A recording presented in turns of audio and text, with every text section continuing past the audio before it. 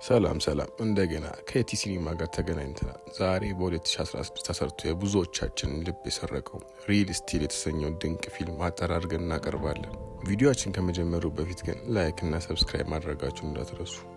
ፊልሙ የሚጀምረው የሰው ቦክሰኞች በመተካት የሰለጠኑ ሮቦቶች በቦክስ መድረኮች ላይ የበላይ በሆኑበት በወደፊቱ ዘመን ነው። ቻርሊ ኬተን በአንድ ወቅት ታዋቂ ቦክሰኛ ነበር። አሁን ግን የቦክስ ዘመኑ ያለፈበት በዕዳ የተዘፈቀ ሰው ሆኗል። ቻርሊ ያለውን ገንዘብ ሁሉ ሰብስቦና ከሌሎች ተበዳሪ ተበድሮ አምቡሽ የተባለ አሮጌና አስቀያሚ ሮቦት ገዛ። ሮቦቱን በውጊያዎች ላይ ሊያደባድበው አመጣው።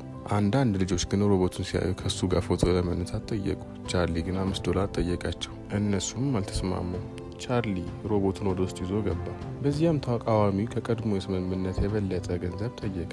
ቻርሊም የሽልማቱን ገንዘብ ወደ $20,000 ከፍ አደረገ። ውጊያው በፍጥነት ተጀመረ። አምቡሽ በተመልካቾች ጭብጨባ ወደ መድረክ ገባ። ቻርሊ ከራሱ የቦክስ ልምድ በመነሳት ትክክለኛውን ጊዜ በመጠበቅ ከባድ ውጤት ለመስጠት ሞከረ። ቻርሊ በደስታ መድረኩን መፎካከር ጀመረ። ነገር ግን በራስ በመተማመኑ ምክንያት አምቡሽ በበሬው ተመታ።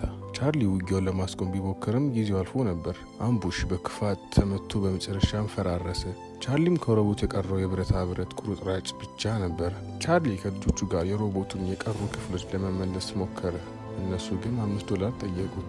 ቻርሊ ከአበዳሪዎቹ አንዱ በሆነው ሪኪ ከመያዙ በፊት የተረፈውን ይዞ መሸሽ ብቻ ነበር ያለው አማራጭ። በድንገት ሁለት ሰዎች እየተከተሉት እንደሆነ አየ። አበዳሪዎች መስሎት አንዱን በቦክስ መታው። ነገር ግን ያገኘው ዜና ሙሉ በሙሉ የተለየ ነበር። የቀድሞ ፍቅረኛው ሞታለች እና ቻርሊ 11 ዓመት ልጁ ማክስ የመንከባከብ ኃላፊነት እንዳለበት ነገሩት። በጥበቃ መብት ችሎት ላይ የማክስ አክስት ልጁን ለመውሰድ ትወዳደር ነበር። የማክስ አክስት ማክስን ሙሉ በሙሉ ልጇ አድርጋ ለመውሰድ ብትፈልግም ቻርሊ ግን በዚህ ሀሳብ ወዲያውኑ አልተስማማም። ነገር ግን ሀብታም መሆናቸው ሲመለከት አስቸኳይ ገንዘብ ስላስፈለገው አክስቱ ሳሰማ ከባሏ ጋር ልጁን ማክስን $100,000 ሊሸጥላቸው እንደሚችል ያሳውቀዋል።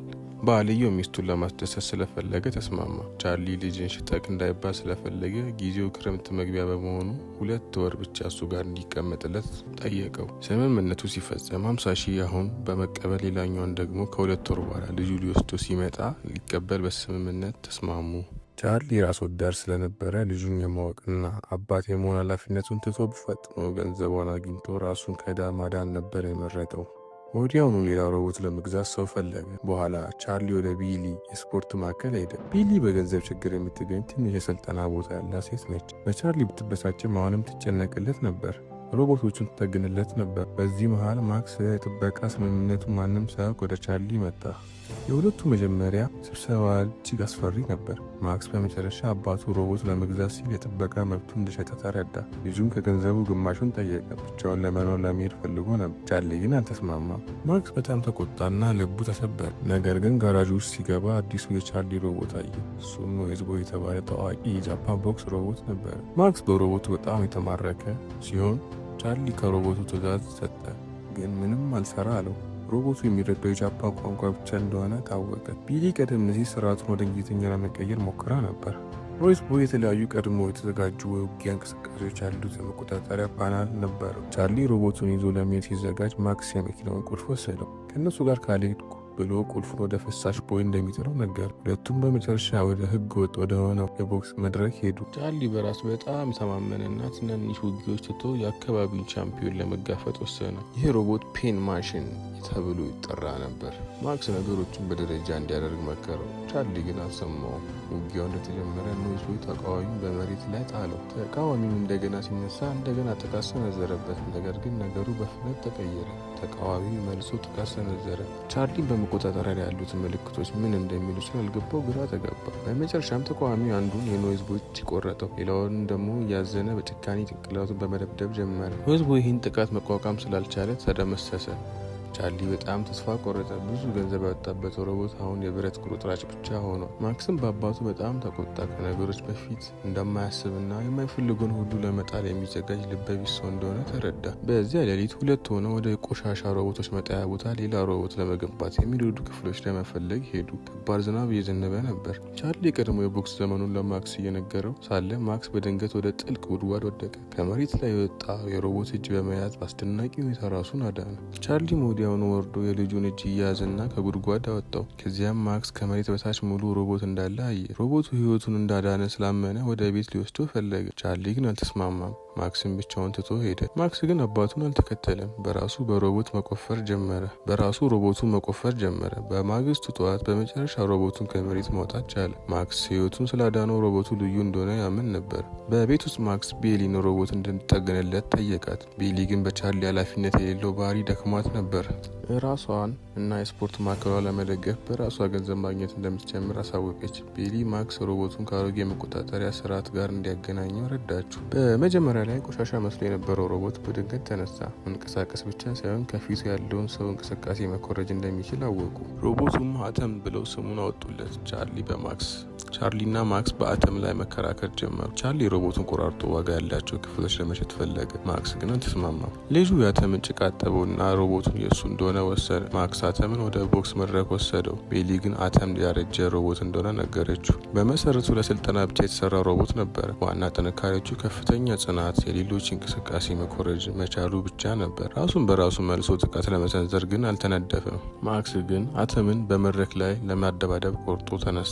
ሁለቱ አብረው ብዙ ጊዜ ያሳልፉ እና ማክስ በጣም ለአተም ተቀራረበ። ማክስ ግን አተምን በመድረክ ላይ ለማደባደብ ቆርጦ ተነሳ። ሁለቱ አብረው ብዙ ጊዜ ሲያሳልፉ ማክስ ከአተም ጋር የበለጠ ተቀራረበ። ምናልባት አተም እሱን ለማዳመጥ አብሮት ለመጫወት ፈቃደኛ የነበረው ብቸኛ ወዳጁ ነበር። አንድ ቀን ማክስ አባቱ በአንድ ወቅት በጣም ጠንካራ ቦክሰኛ እንደነበረ ተረዳ። ቻርሊ በዓለም ሁለተኛ ደረጃ የነበረ ቦክሰኛ እንኳን ተፋልሞ ነበር። ማክስ በአባቱ መደነቅ ጀመረ። ቻርሊ ግን ወዲያውኑ ይሄን አድናቆት አጠፋው። ለእሱ ዋናው ነገር ማሸነፍና መሸነፍ ብቻ ነበረ። ቻርሊ ቤሊንም ለመሰናበት ወሰነ። እሷ በተጨማሪ ችግር ውስጥ ማስገባት አልፈለገም። ከዚያም ከማክስ ጋር ጉዞ ቀጠለ። በመጨረሻም ሁለቱ ወደ ዓለም አቀፍ የሮቦት ቦክስ መድረክ ደረሱ። ቻርሊ አተምን ለመጠገን ገንዘብ ለመበደር ሞከረ። ነገር ግን እንደሱ ያሉ የማይታወቁ ተዋጊ ማንም አላመነበትም። ስለዚህ ጥያቄው ተቀባይነት አላገኘም። ማክስ አባቱ እየጠበቀ ሳለ ዙስ የተባለ በዘመኑ እጅግ ኃያል የሆነ ሮቦት አየ። ዙስ ማንም ሊያሸንፈው ያልቻለ የብረት ቻምፒዮን እንደሆነ ይታወቅ ነበር። በዚህ ስፖርት ታላቅ ችሎታ ባለው አንድ ሊቅ የተነደፈ ነበር። ማክስ ዙስን በመደነቅ ተመለከተ። ቻርሊ ብድሩን ስለተከለከለ ተስፋ ቆረጠ። ማክስ ዙስ ሲዋጋ ማየት ስለፈለገ እሱ መጠበቅ ነበረበት። ዙስን የተጋፈጠ እያንዳንዱ ሮቦት ሙሉ በሙሉ ይደመሰስ ነበር። ቻርሊና ማክስ እንደገና ተከራከሩ። ቻርሊ በማግስቱ አተምን ወደ እውነተኛ ውጊያ እንዲወስዶ ፈቀደ። ይህም የማክስ የማይሆን ህልም ለማስቆም ነበር። በማግስቱ ጠዋት ግን ቻርሊ በጣም ተገረመ። ማክስ ሌሊቱን ሙሉ ለአተም የውጊያ እንቅስቃሴዎች እያዘጋጀ ነበር ያደረው። ሁለቱም ወደ ትንሽ አካባቢ ውድድር ሄዱ። የውድድሩ አዘጋጅ ለአንድ ዙር $100 አቀረበ። ማክስ ግን በራስ በመተማመን $300 ጠየቀ። አዘጋጁ ልጁ አስገራሚ ሆኖ ስላገኘው አተምን በአንድ ሙሉ ዙር ቢቆይ $1000 እንደሚሰጠው ነገረው። ተቃዋሚያቸው ሜትሮ የተባለ የዱር መልክ ያለው ሮቦት ነበር። በዚህ ጊዜ ማክስ አተምን ራሱ እንዲቆጣጠር ተፈቀደለት። መጀመሪያ ማክስ ምን እያደረገ እንደሆነ አያውቅም ነበር። አተም የሜትሮን ቡጢ መቋቋም ቢችልም ማክስ ገና ልምድ ስለሌለው ጥቂት እንቅስቃሴዎች ብቻ መጠቀም ቻለ። ሜትሮ በተደጋጋሚ አተምን ፊት ላይ መታው እና መሬት ላይ ጣለው። ማክስ ተጨንቆ ወደ አተም ሮጠ። ተነስ ብሎ ጮኸ። ሁሉንም ሰው በማስደነቅ አተም እንደገና ተነሳ። በዚያን ጊዜ የመጀመሪያው ዙር መጨረሻ የሚያመለክተው ደውል ተደወለ። ቻርሊን ማመን አልቻለም። አዘጋጁ ሁለተኛ ዙር ሽልማቱን ገንዘብ በእጥፍ አደረገ። በዚህ ጊዜ ማክስ አተምን በሁለቱም እጆች የሜትሮን ጉሮሮ እንዲመታው አዘዘው። የሜትሮ የውስጥ ስርዓት ተበላሸ። ጭስን ማውጣት ጀመረ። አተም ሜትሮን አሸነፈ። ቻርሊ የመጀመሪያውን $2000 አገኘ። ብዙም ሳይቆይ ሌላ ተዋጊ $7000 ለመዋጋት አተምን ተደራደረው። በቤት ውስጥ ማክስ አተምን ማሻሻል ቀጠለ። ከሁለት አሮጌ ሮቦቶች ክፍሎች በመጠቀም የድምፅ መለያ ስርዓት ፈጠረ። አሁን ማክስ ትዕዛዝ ሲሰጥ አተምን የጠየቀውን እንቅስቃሴ ማድረግ ይችላል። ማክስ በጣም ደስ ብሎት ከአተም ጋር ሂፕሆፕ መደነስ ጀመረ። እንዲሁም ቻርሊ አተምን በቦክስ እንዲያስተምረው ጠየቀው። ቻርሊ መጀመሪያ አልተስማማም ነበረ። በምትኩ በሚቀጥለው ውጊያ ብዙ ተመልካቾች ለመሳብ አተም እንዲደንስ ሀሳብ አቀረበ። ማክስ ግን ቻርሊ ቦክስ ካስተማረው ብቻ እንደማያደርገው ተስማማ። በመጨረሻም ቻርሊ የቀድሞ የቦክስ ችሎታውን ተጠቀመ። አተምን ጠንካራ የመከላከያና ጥቃት ቴክኒኮች አስተማረው። ብዙም ሳይቆይ ቅዳሜ ደረሰ። ማክስ ከአተም ጋር ወደ መድረኩ ገባ። የራሱን የዳንስ ትርኢት አሳየ። ተመልካቾች በደስታ ጮሁ። ከዚያም አተም ከአንድ ውጊያ በኋላ ሌላ ውጊያ ማሸነፍ ጀመረ። የአዲሱ ሮቦት ታሪክ በጋዜጠኞች በቴሌቪዥን በፍጥነት ተሰራጨ። ቻርሊም ቤሊን እና እሱን የረዱትን ሰዎች ለመክፈል በቂ ገንዘብ ማግኘት ጀመረ። ብዙም ሳይቆይ የዓለም የሮቦት ቦክስ ማህበር አተምን ወደ ትልቅ ውድድር መድረክ እንዲሳተፍ ጋበዘው። ቻርሊ ይህን ማመን አልቻለም። ህልሙ በእጁ ላይ ይደርስ ነበረ። እሱ ደስ ብሎት ፈርቶም ነበረ። ማክስ ግን ተረጋግቶ አተምን ማሻሻል ላይ ትኩረት አደረገ። ከዚያም ሁለቱ የዙስ ባለቤቶች ጋር በመገናኘት ግብዣ ተቀበሉ። አንዲት ቆንጆ ሴት አተምን ለዙስ የስልጠና ተቃዋሚ እንዲሆን $200,000 ለመግዛት ውል አቀረበች። ቻርሊ ወዲያውኑ ለመሸጥ ፈለገ። ማክስ ግን አልተስማማም። ለማክስ አተም እቃ ብቻ አልነበረም፣ የቅርብ ጓደኛውም ነበር። ቻርሊ ልጁ ተከትሎ ሊያሳምነው ሞከረ። ማክስ ግን ሀሳቡን አልለወጠም። ብዙም ሳይቆይ ትልቅ ውጊያ ተጀመረ። በመላው ሀገር ያሉ ሚሊዮኖች ይህን ውጊያ ይመለከቱ ነበር። ቤሊም ከነሱ መካከል አንዷ ነበረች። የአተም ተቃዋሚ ዙስ እጅግ ኃያል ነበር። 2 ጭንቅላት ስለነበሩት የማየት አቅሙ ከፍ ያለ ነበር። በተጨማሪም በባለሙያዎች ቡድን ይቆጣጠሩት ነበር። እያንዳንዱ እንቅስቃሴውን በኮምፒውተር ይተነተን ነበር። አተም ከማክስ የዳንስ ትርኢት ጋር ወደ መድረክ ገባ። ቻርሊ አተምን ሲቆጣጠር፣ ማክስ ደግሞ ከጎኑ ቆሞ ነበር። መጀመሪያ አተም ቀላል ጥቃቶች ብቻ አደረገ። ተቃዋሚ በቀላሉ እያስወገዳቸው መልሶ ይመታ ነበር።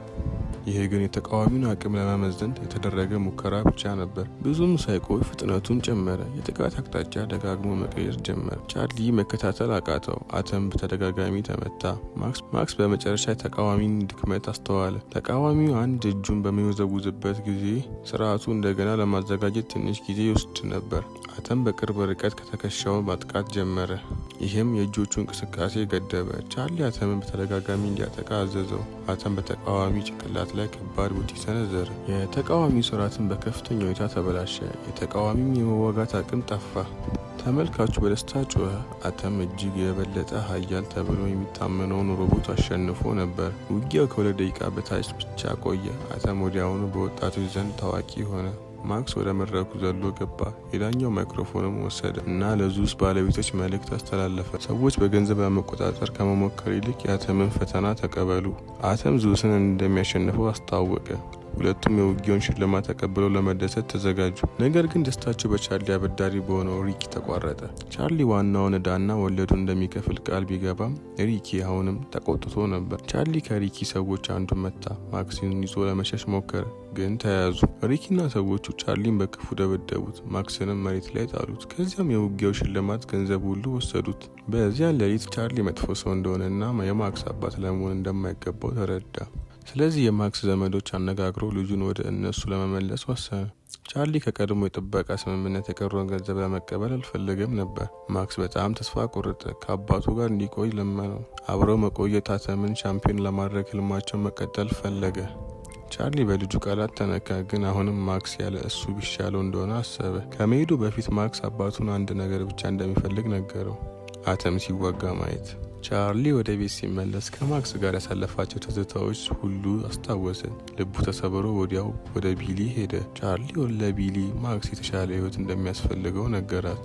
ቢሊ ግን እሱ የሚፈልገው አባት ነው አለችው። ቻርሊ ጥሩ አባት ለመሆን ብቁ እንዳልሆነ ነገራት።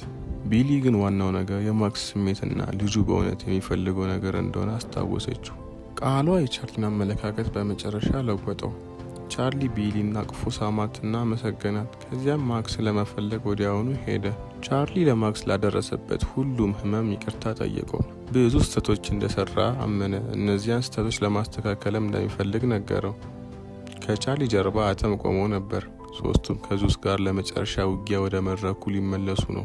ማክስ በጣም ደስ አለው። የማክስ አክስት ሁኔታውን ተረድታ ሁለቱን ለመደገፍ ተስማማች።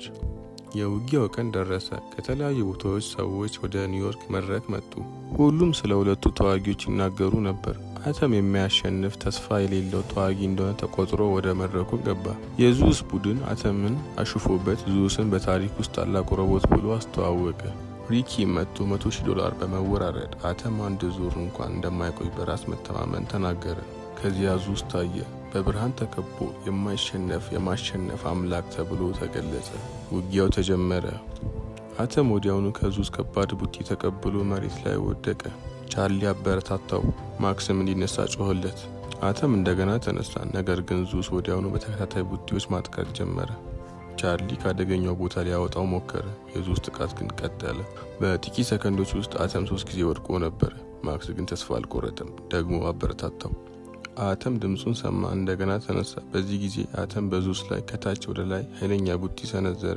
ቡጢው ዙስን አስደነገጠው። ተመልካቾች በድንጋጤ ተመለከቱ። እንደ አተም ላለ አሮጌ ሮቦት ዙስን በመንካት ብቻ ታላቅ ስኬት ነበር። አተም ጥቃቱን ቀጠለና ዙስን ወደ ጥግ ገፋው። ሁሉ በመደነቅ ይመለከቱ ነበር። ነገር ግን ዙስ በፍጥነት ሁኔታውን ቀየረ። አተምን ወደ ጥግ ይዞት በሁለት እጆቹ ተከታታይ ቡጢዎች ሰነዘረበት። የመጀመሪያው ዙር መጨረሻ ደውል ተደወለ። አተም አሁንም ቆሞ ነበር። ተመልካቾች በደስታ ፈነዱ።